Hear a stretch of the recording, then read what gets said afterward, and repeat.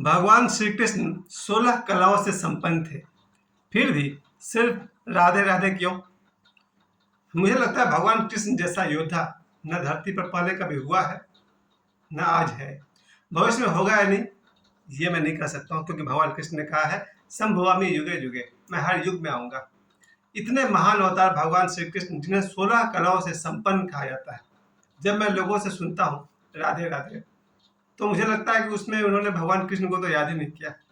अब जैसे कहते हैं लोग जय श्री राम, जय राम जी की, तो उसमें भगवान राम को लोग साफ साफ याद करते हैं। मेरे गांव में सब लोग कहते हैं जय राम जी की या राम राम। तो उसी तरह से मुझे लगता है कि जब हम राधे राधे कहते हैं, तो मुझे लग रहा है भगवान कृष्ण के 100% वाले इमेज को छोटा करके 2% में ला दिया गया। इतनी महान विभूति, मुझे लगता है कि जब से धरती बनी होगी, मैंने जितने महापुरुषों का नाम सुना है, जितना भी विष्णु भगवान के जितने अवतार का नाम मैंने सुना है, उनमें से जब मैं भगवान कृष्ण को देखता हूँ तो मुझे लगता है 16 कलाओं से संपन्न। ये 16 कलाएं कौन कौन सी है उतनी दूर तक तो नहीं जाऊंगा, पर कम से कम 3-4 पॉइंट की मैं बात जरूर करूंगा।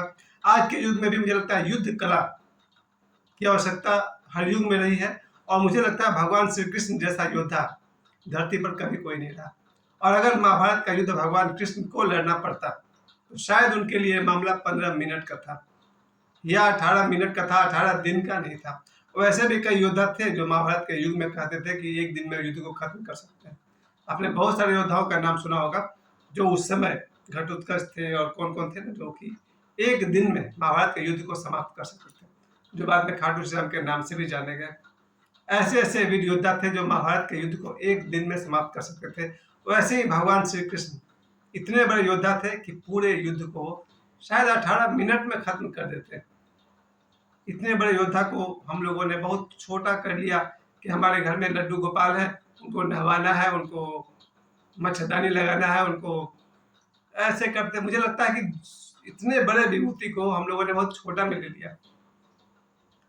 जब हम कहते हैं कि लड्डू गोपाल को नहवाया या नहीं, लड्डू गोपाल को अपने सुलाया या नहीं, तो मुझे लगता है भगवान श्री कृष्ण इतने बड़े विभूति, उनके उस महान इमेज की तरफ ध्यान नहीं जा रहा। उनका वो महान इमेज मुझे तब दिखता है जब देरहा में कहते हैं ओम नमो भगवते वासुदेवाय, ओम कृष्णाय वासुदेवाय, हरे परमात्मा प्रणता क्लेश नाशाय गोविंदाय नमो नमः। भगवान कृष्ण का इतना विराट रूप देखने को मिलता है जब हम लोग गीता पढ़ते हैं। कभी गीता का 18 अध्याय पढ़िए, मुझे लगता है जितनी विद्वता मैंने भगवान श्री कृष्ण में देखी, आज 2025 में लगता है कोई आदमी उतना विद्वान होगा, पर हम उनकी विद्वता को साइड में कर देते हैं। बस एक राधा और कृष्ण को बांसुरी लिए हुए दिखाते हैं। कहीं वो राधा जी के बाल में कंघी कर रहे हैं, कहीं राधा जी के पैर को अपने हाथ में लिए हैं, कहीं। मुझे लग रहा है कि जो लोग भी राधा और कृष्ण की उपासना कर रहे हैं, उन्होंने उस विश्व रूप को भुला दिया है। उस विश्व रूप में जहाँ पर इतने बड़े विद्वान, समझिए कि 18 अध्याय में गीता में उन्होंने क्या नहीं कहा। योग पर बात किया उन्होंने, कर्म की बात की, कर्म योग, राजयोग, तामस, राजस योग, तामस, जितने भी तरह के हमारे जो त्रिगुण हैं उनकी बात की उन्होंने, सात्विक, तामसी, राजसी। यानी मुझे लगता है अनंत विद्वान, इतने बड़े विद्वान के बारे में किसी किसी घर में सिर्फ इतना ही इमेज रह गया कि हमारे घर में लड्डू गोपाल है। और जब भी हम किसी के पास जाते हैं, कोई कहते हैं हाँ भाई लड्डू गोपाल को खाना खिला दो, दोपहर का 1 बज गए हैं, तो मुझे लगता है भगवान कृष्ण का विश्व रूप को वो लोग एक तरह से भुला ही दिया है। उन्हें जब आपको आपका भगवान ही छोटा दिखने लगे, तो आप अपने आप को उससे बड़ा समझिएगा। जब किसी को लगे कि भाई मैंने लड्डू गोपाल को स्नान करा दिया, तो आपको लगेगा आप बहुत बड़े हैं, लड्डू गोपाल बहुत छोटे हैं। आपने कहा भाई लड्डू गोपाल को सुला दो, मच्छरदानी लगा दो, मेरी बात एक दिन कह रही थी कि उनके लिए मच्छरदानी लगा दिए हैं, कपड़े का ऑर्डर कर दिए हैं।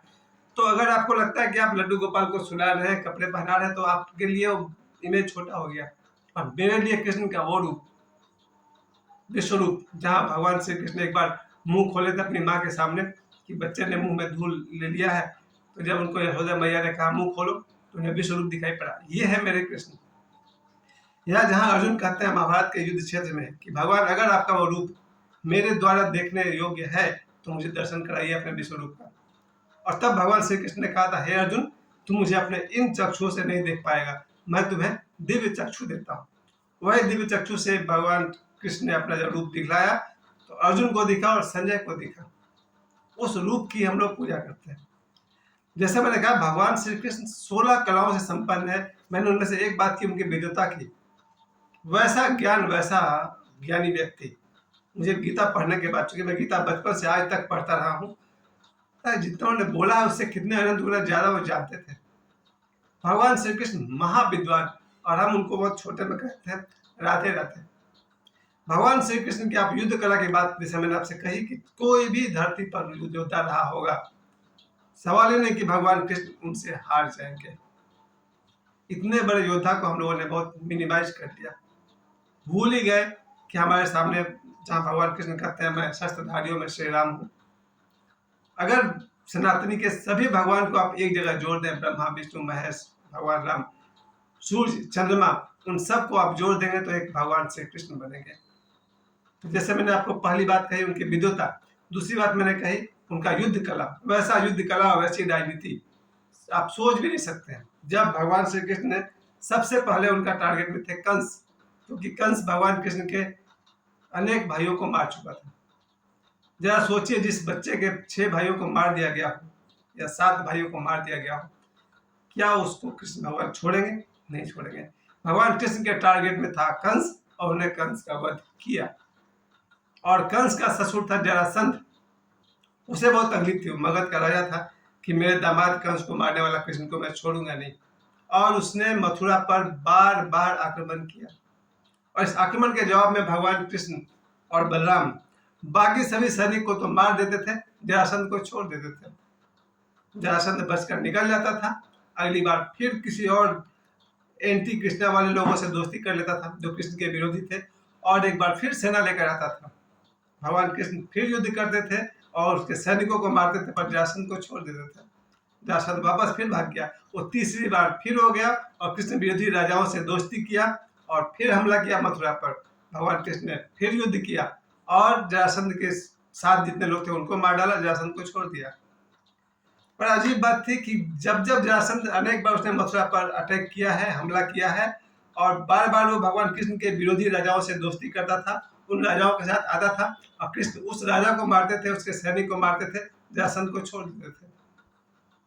ये बात समझ में नहीं आया कि जब जरासंध बार बार हमला कर रहा तो भगवान कृष्ण जरासंध को मार क्यों नहीं दे रहे।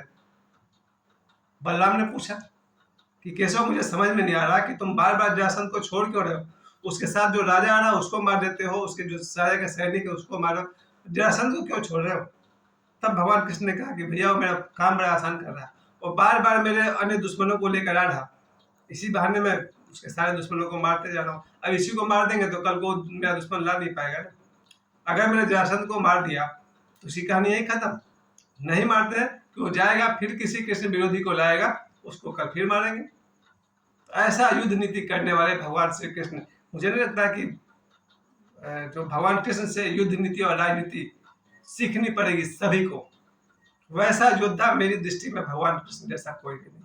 मैंने उनकी विद्वता की बात की, मैंने उनके युद्ध कला की बात की, मैं उनको योगी की बात करता हूँ। आज के युग में आपको लगेगा रामदेव बहुत बड़े योगी है, फिर भगवान श्री कृष्ण कौन है? योगेश्वर है। मुझे लगता है कि पतंजलि का भी इमेज भगवान कृष्ण से बड़ा थोड़ी है, मेरे लिए तो नहीं है। कितने ही बड़ा योगी हो जाए रामदेव बाबा, कितने ही बड़े हो जाए पतंजलि, देवढ़ा बाबा, तो कृष्ण का जो योगेश्वर रूप है उसे हम कैसे भूल सकते हैं। इतने बड़े योगेश्वर भगवान श्री कृष्ण को हम लोगों ने छोटा कर दिया, लड्डू गोपाल बनाकर अपने घर में बैठा दिया। विराट आदमी, जो लोग भी लड्डू गोपाल को रखते हैं, कभी योगा किया है? भगवान कृष्ण गीता में कहते हैं गर्दन को सीधा करके नासिका के अग्रभाग को देखें। नहीं, हम तो बस लड्डू गोपाल को नहवाएंगे और उसी में जीवन गुजार देंगे। कभी सोचा आपने भगवान श्री कृष्ण का योग? तो उनके जैसा योगी, महायोगी, योगेश्वर कोई भी नहीं। चौथी बात मैं कहूँगा ध्यान, मेडिटेशन की दुनिया में बड़े बड़े नाम है, शिव जैसा योगी, तो फिर कृष्ण क्या थे? कृष्ण जैसा ध्यानी भी कहाँ खोजिएगा। तंत्र की अगर बात करें तो तंत्र मंत्र की दुनिया में भगवान कृष्ण ने श्राप दे दिया अश्वत्थामा को, तो आज तक वो मुक्त नहीं हो पाए। भगवान कृष्ण जैसा तंत्र का सम्राट कौन मिलेगा? जगन्नाथपुरी को आप देखिए, मैं वहां गया हूँ एक बार। भगवान कृष्ण की तांत्रिक शक्तियों के आगे मुझे नहीं लगता है उस युग में और आज के युग में कोई आदमी होगा जो भगवान कृष्ण जैसा महान तांत्रिक हो पाएगा। सब कुछ ऑल इन वन। आप तंत्र की बात करें, आप मंत्र की बात करिए, भगवान कृष्ण के नाम का जो मंत्र है ओम नमो भगवते वासुदेवाय, ओम कृष्णाय वासुदेवाय हरे परमात्मा प्रणतः क्लेश नाशाय गोविंदाय नमो नमः, इतना बड़ा महामंत्र कहाँ खोजिएगा? हाँ है, भगवान राम का नाम 2 अक्षर का है, वो महामंत्र है।